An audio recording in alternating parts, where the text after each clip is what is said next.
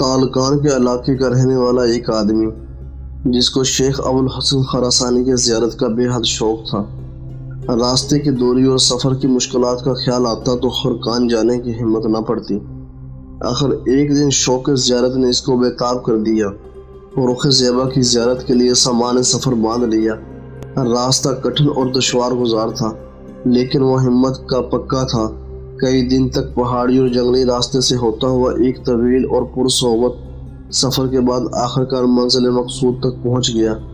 شہر خرقان میں آ کر اس نے شیخ ابوالحسن کے گھر کا پتہ دریافت کیا۔ وہاں جا کر نہایت ہی ادب کے ساتھ دروازے کی زنجیر ہلائی۔ تھوڑی دیر کے بعد ایک عورت نے کھڑکی سے جھانک کر پوچھا، کون؟ اس نے جواب دیا، میں حضرت شیخ ابوالحسن رحمۃ اللہ علیہ کی قدم بوسی کے لیے شہر تالقان سے حاضر خدمت ہوا ہوں۔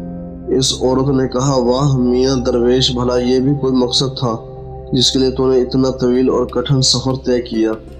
معلوم ہوتا ہے تو نے دھوپ میں اپنی دھاڑی سفید کی ہے۔ تمہاری عقل اور دانش پر رونے کو جی چاہتا ہے۔ کیا تجھے اپنے وطن میں کوئی کام دھندا نہ تھا؟ عقیدت مند یہ ماجرا دیکھ کر ہکا بکا رہ گیا۔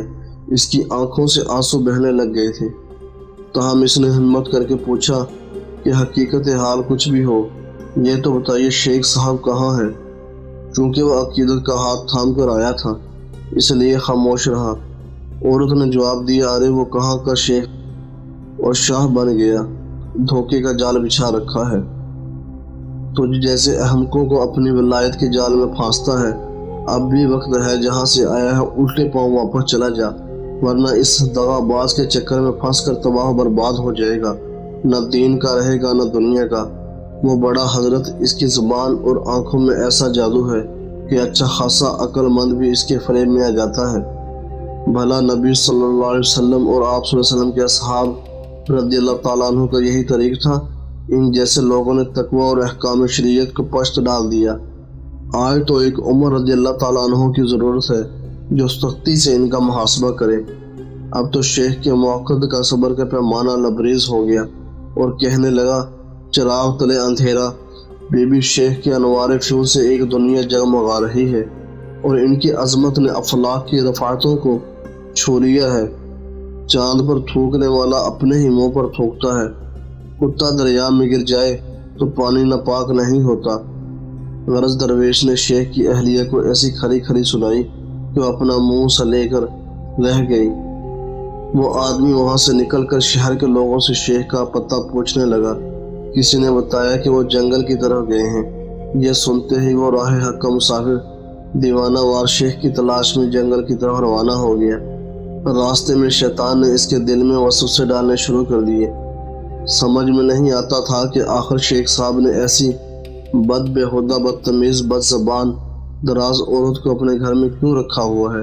عجیب معاملہ ہے، یہ میاں بیوی آپس میں کس طرح زندگی گزارتے ہیں؟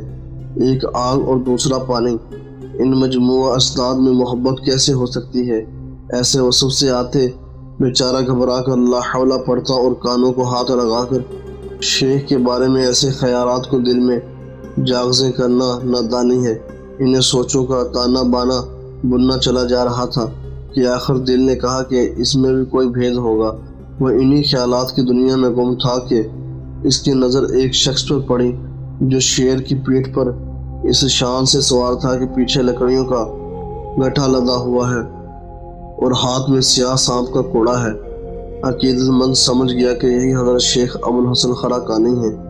اس سے پہلے کہ یہ کچھ عرض کرتا، شیخ نے دور ہی سے مسکراتے ہوئے فرمایا، عزیزم، اپنے ہی فریبی نفس کی باتوں میں نہ آ اور ان پر دھیان نہ دے۔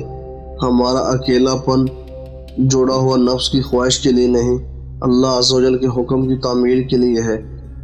ہم اس جیسے سینکڑوں بے وقوفوں کا بوجھ برداشت کرتے ہیں۔ یہ گفتگو میں نے تیری خاطر کی ہے تاکہ تو بھی بدخو ساتھی سے بنائے رکھے، تنگی کا بار ہنسی خوشی برداشت کرے، کیونکہ صبر کو شادگی کنجی ہے۔